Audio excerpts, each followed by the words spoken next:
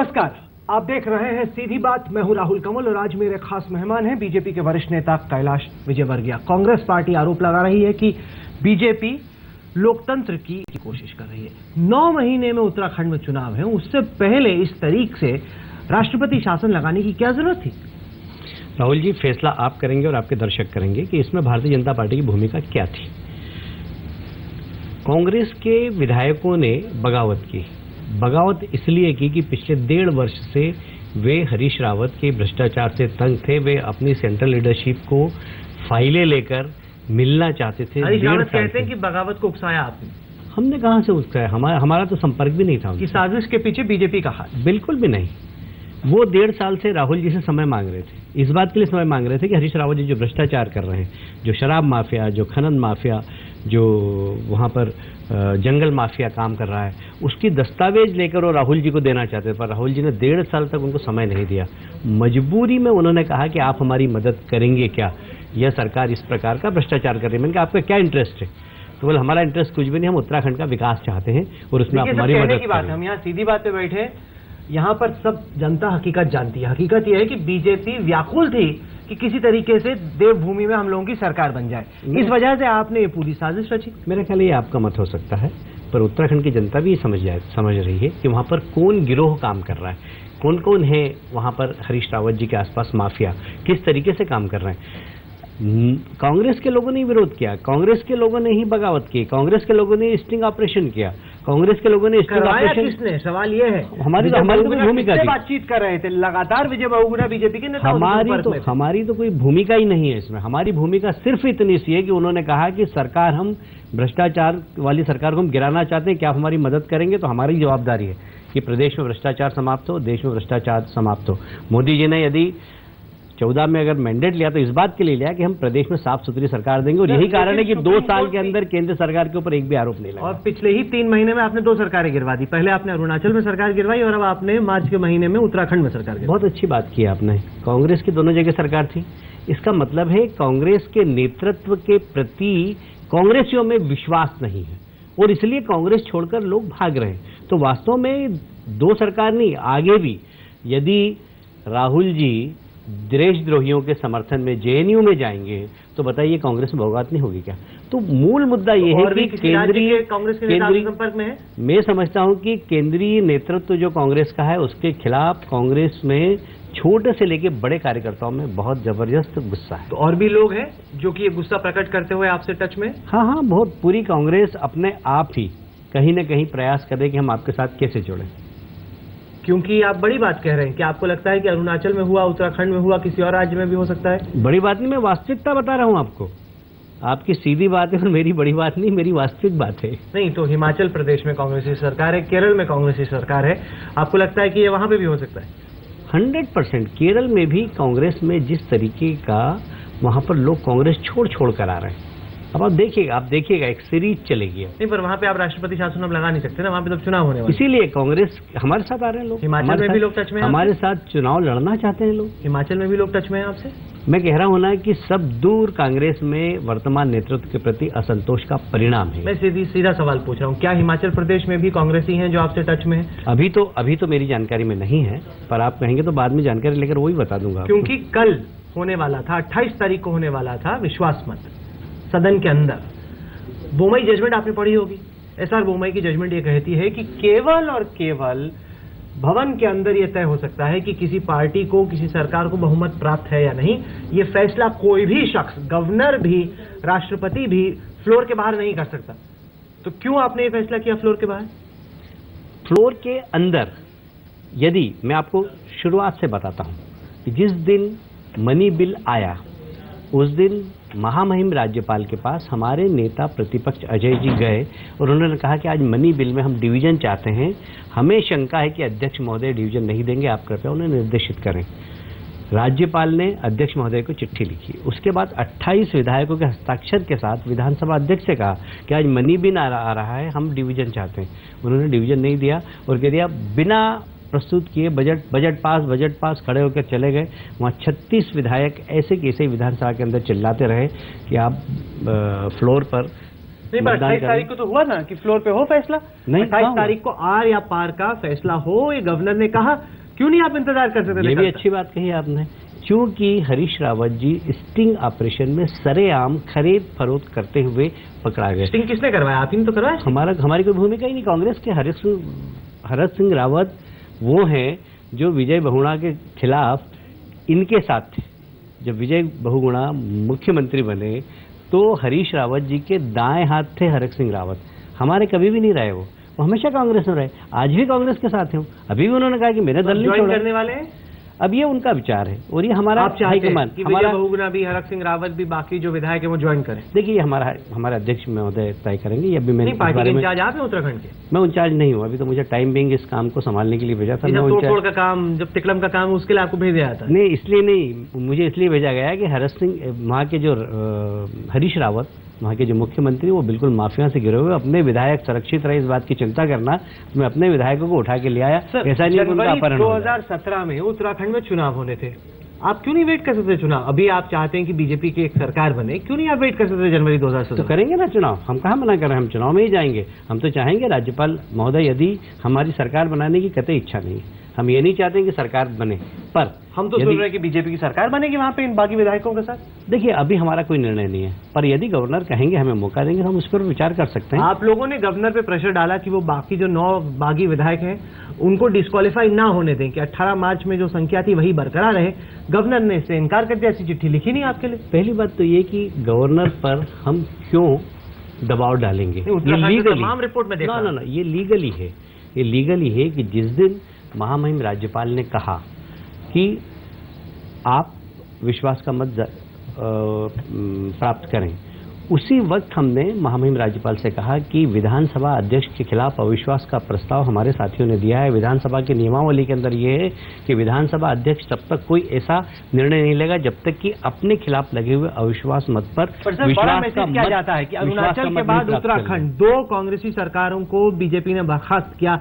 बार बार कांग्रेस आरोप लगा रही है कि आप लोकतंत्र का मर्डर कर रहे हैं, आप पे आरोप लगा रहे हैं कि आप डिक्टेटरशिप से देश को चलाना चाह रहे हैं। राहुल भाई बड़ा अच्छा किया आपने कि बड़ा जो मैसेज जा रहा है वो ये जा रहा है कि कांग्रेस के ही लोग कांग्रेस के खिलाफ खड़े हो रहे हैं, इसलिए कि कांग्रेस का वर्तमान नेतृत्व बहुत कमजोर है, वे अपने कार्यकर्ताओं को संभाल नहीं पा रहा है। वर्तमान कांग्रेस के अंदर जो कार्यकर्ता हैं वो वर्तमान नेतृत्व से संतुष्ट नहीं है, ये मैसेज नहीं। लेकिन ये भी तो मैसेज है कि आप आग में घी का काम कर रहे हैं, हम कि आप कहीं ना कहीं चुनी हुई सरकारों को तोड़ने का काम कर रहे हैं। आप इंतजार करते जनवरी 2017 जीत के आते। हम लोकतंत्र पर क्या चिंता थी आपको कि आप जीत नहीं पाएंगे उत्तराखंड का चुनाव, इस वजह से आपने हम तो लोकतंत्र की रक्षा करने के लिए, अगर राष्ट्रपति शासन भी लगाए तो लोकतंत्र की रक्षा के लिए लगा। मुझे लगता था कि पिछले 10-12 साल में आर्टिकल 356 जो है, जो कि इंदिरा गांधी के वक्त में बहुत इस्तेमाल होता था, राजीव गांधी के वक्त तक इस्तेमाल होता था, लोगों को लगा कि इतिहास के पन्नों में अब दर्ज रहेगा। अब इस तरीके से कोई केंद्र सरकार इस आर्टिकल का फायदा नहीं उठाएगी, लेकिन आपने ये प्रूव कर दिया कि वो तो गलत बात है, आप तो अभी भी फायदा उठाने की कोशिश कर रहे हैं। देखिए आप तो बस समझदार हैं राहुल जी, यदि आर्टिकल 356 का उपयोग होता है तो वह गवर्नर की रिपोर्ट पर होता है। गवर्नर नॉन पॉलिटिकल पर्सन है, इस दिल्ली के कमिश्नर रहे हैं वो, और आप सब जानते हैं। गवर्नर पे आप सवाल खड़ा कर रहे थे कि उन्होंने 8 दिन क्यों दे दिया? वास्तव में नहीं देना था, मैं आज भी कह रहा हूँ कि गवर्नर को इतना लंबा समय नहीं देना था। जब वो कुछ ऐसा करें जो आपको पसंद में आता है तो वो नॉन पॉलिटिकल हो जाते हैं, जब वो कुछ ऐसा करें तो वो कांग्रेस के द्वारा नियुक्त किए गवर्नर हो जाते हैं। देखिए मैंने कभी नहीं कहा कि कांग्रेस के द्वारा नियुक्त किए हुए गवर्नर है। मैंने कहा कि मुझे समझ में नहीं आया कि गवर्नर ने इतना लंबा समय क्यों दिया, इसमें हॉर्स ट्रेडिंग होगी, और रंगे हाथ हरीश रावत हॉर्स ट्रेडिंग करते हुए पकड़ा गए। मैं आपसे बात कर रहा हूँ, आज भी अभी 36 विधायक दिल्ली के अंदर हैं, 70 की विधानसभा है दिल्ली के अंदर, आज भी 36 विधायक है। अभी भी हरीश रावत अल्पमत में है, इसलिए लोकतंत्र की हत्या नहीं, अल्पमत में थे और गई उनकी सरकार, इसमें कोई खास बात नहीं। पर वह गलत काम करते हुए रंगे हाथ पकड़े गए, और मैं आपके चैनल में पहली बार कह रहा हूं कि मैं केंद्र शासन से मांग करूंगा कि हरीश रावत के खिलाफ इस स्टिंग ऑपरेशन में जो रिपोर्ट आई है निश्चित रूप से मुकदमा कायम करना चाहिए, क्योंकि ये तो बड़ा आरोप है। अगर ये आरोप सही है, और हमें जानकारी ये मिली है कि एफएसएल की रिपोर्ट ये बता रही है कि स्टिंग ऑपरेशन जेन्युइन है, ऐसे में तो कार्रवाई होनी चाहिए। 100% होना चाहिए, जेल जाना चाहिए उन्हें, बिल्कुल 100% जाना चाहिए, क्योंकि उन्होंने बहुत बड़ा, किसी मुख्यमंत्री का आजादी के बाद किसी भी नेता का इस प्रकार का स्टिंग ऑपरेशन नहीं हुआ जिस प्रकार का स्टिंग ऑपरेशन हरीश रावत जी का जनता के बीच में आया है। लेकिन कहीं ना कहीं लोगों को तो सर ये यकीन है ही कि आप ही ने करवाया है, आप ही के शय पे हुआ है। कौन मानेगा कि ये बिना आपके जानकारी के हुआ है? आप बताइए, आपको मालूम था कि नहीं कि स्टिंग ऑपरेशन हो रहा है? बिल्कुल आंखों में आंख डाल के देखिए, बताइए। मैं आपकी आंख में आंख डाल के कह रहा हूँ कि उमेश शर्मा हमारा आदमी नहीं, हरीश रावत जी के आदमी थे। उमेश शर्मा से हमारा कोई संपर्क नहीं है। अब तो आपके आदमी हैं, अब तो आपको फायदा पहुंचा रहे हैं। फायदा पहुंचाने, अब भी हमारी बात जरूर हुई है। मैं ये नहीं कहता कि मैं उनको नहीं पहचानता। स्टिंग ऑपरेशन से पहले बातचीत हुई आपकी? हाँ, स्टिंग ऑपरेशन करने वाले हैं, आपको मालूम था? ना, मालूम था बीजेपी? बिल्कुल नहीं मालूम था, बिल्कुल गलत है ये। हमें तो पता ही नहीं था, ये तो जब हो गया उसके बाद हमें पता लगा कि ये सब हो रहा है। हमें बिल्कुल नहीं पता था। तो अब बीजेपी की सरकार बनेगी उत्तराखंड में? अगर अवसर मिला तो हम बना सकते हैं।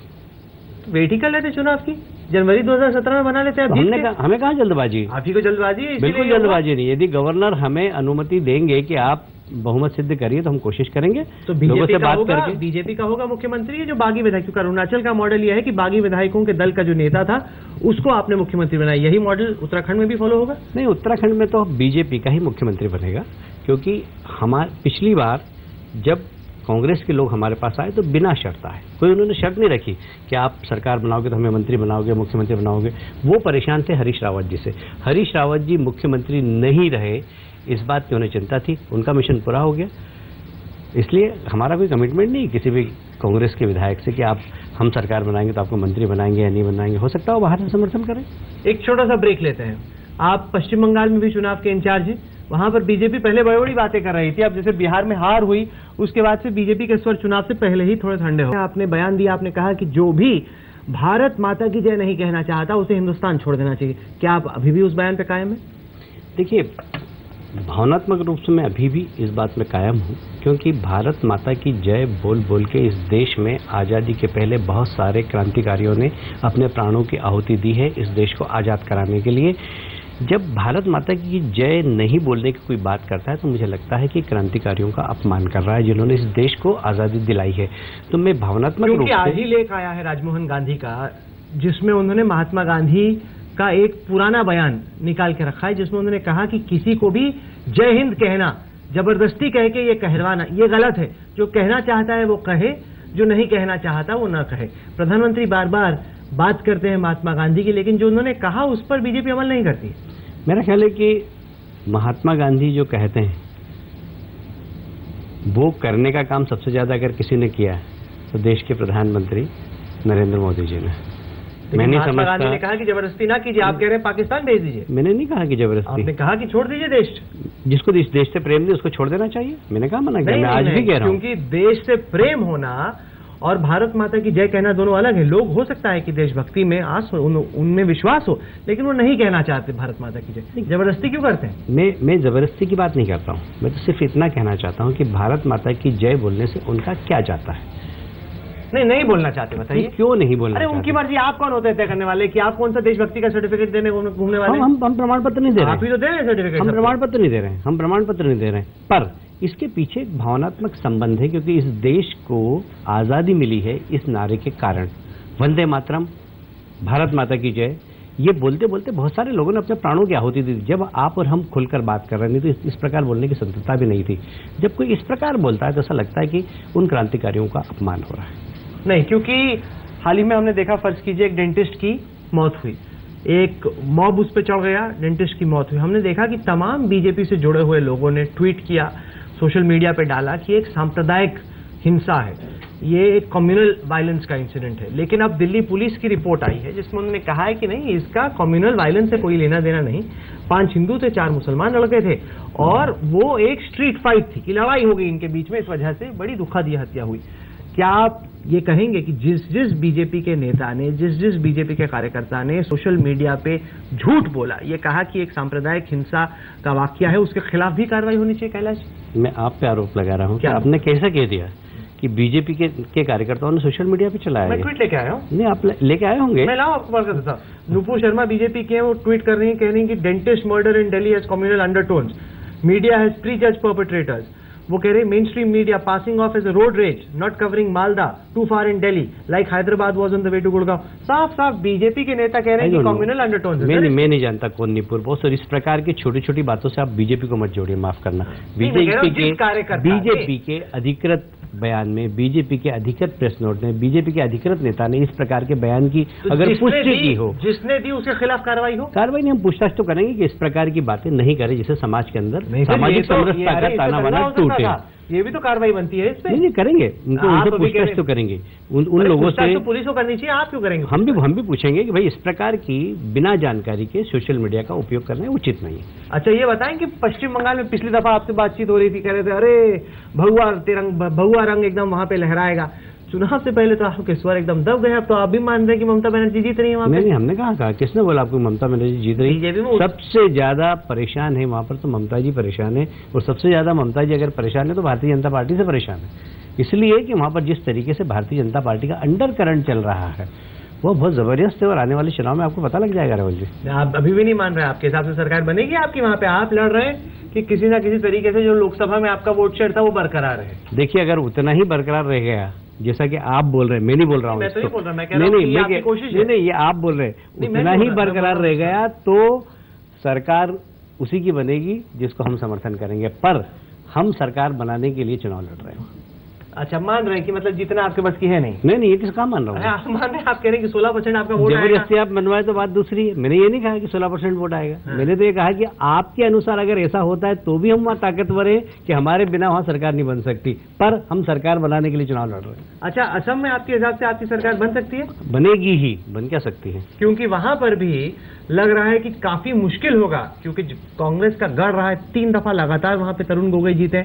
लग रहा है कि काफी मुश्किल होगा आपके लिए वहां पे सरकार। मेरा ख्याल है कि वहाँ पर इतना ज्यादा एंटी एस्टेब्लिशमेंट है कि, और जिस तरीके का वहाँ पर भ्रष्टाचार हुआ और जिस तरीके से गोगोई के खिलाफ वहाँ पर आक्रोश है, मुझे लगता है 2/3 बहुमत से वहाँ भारतीय जनता पार्टी जीतेगी। और वहाँ का हमारा जो नेतृत्व है सर्वानंद, वो बहुत ही यंग है, बहुत पॉपुलर है, और मुझे लगता है कि वो एक इतिहास बनाएंगे असम में, तो मुझे कोई आश्चर्य नहीं होगा। एक चीज आखिर मैं आपसे जानना चाहता हूं, बार बार बीजेपी पे आरोप लग रहा है कि एक हम डेवलपमेंट के एजेंडे से हटते हुए बार बार राष्ट्रीयता के, देशभक्ति के एजेंडे पे सरकार इसलिए लाने की कोशिश करी क्योंकि आपको एहसास हो गया कि डेवलपमेंट के काम में जो आपने वायदे किए थे लोगों से वो आप पूरा नहीं कर पा रहे, आप चाहते हैं कि लोगों का ध्यान भटक जाए। मेरा ख्याल है कि जितना डेवलपमेंट मोदी जी के समय हुआ है, चाहे रोड इंफ्रास्ट्रक्चर देख लें आप, चाहे एक्सपोर्ट्स गिर पावर रही में देख लें, इंडस्ट्रियल इंडेक्स ऑफ प्रोडक्शन आपका गिर रहा है, तो उस तरीके से चीजें उतनी अच्छी है नहीं जैसे अंतर्राष्ट्रीय बाजार का जो असर होना चाहिए वह तो निश्चित रूप से पूरी दुनिया के अंदर है, वो भारत में भी होगा। भारत कोई दुनिया से अलग तो है नहीं, पर उसके बाद भी ग्रोथ रेट हमारी बढ़ रही है। कहीं ना कहीं भारत ने कुछ किया है इसीलिए तो बढ़ रही है। कहीं ना कहीं रोजगार के अवसर हमारे यहाँ बहुत बढ़े, तेजी से बढ़े। कम से कम यूपीए सरकार के बाद एनडीए सरकार में डबल नौकरी के अवसर बढ़े, तो ये सब उपलब्धि है इस सरकार की। इसलिए विकास का एजेंडा तो था, है और रहेगा, पर बीच बीच में इश्यू उठते रहते हैं। अब इसके लिए कोई सरकार तो नहीं उठाती है, आप जैसे मीडिया घराने भी उसमें मदद करते हैं। चलिए, आप जुड़े हमारे साथ सीधी बात में, आपने अपनी बात रखी, इसके लिए आपको बहुत बहुत धन्यवाद। Thank you. तो ये थी कैलाश विजयवर्गीय से आज की सीधी बात। ये कार्यक्रम आपको कैसा लगा, आप अपनी राय हमें ईमेल के जरिए भेज सकते हैं। हमारा ईमेल का पता है sb@aajtak.com। साथ ही साथ इस कार्यक्रम को आप हमारी वेबसाइट पर देख सकते हैं जिसका पता है www.aajtak.in/सीधी बात। तो अगले सप्ताह एक बार फिर से मुलाकात होगी, तब तक के लिए देश और दुनिया की बाकी खबरों के लिए आप देखते रहिए आज तक।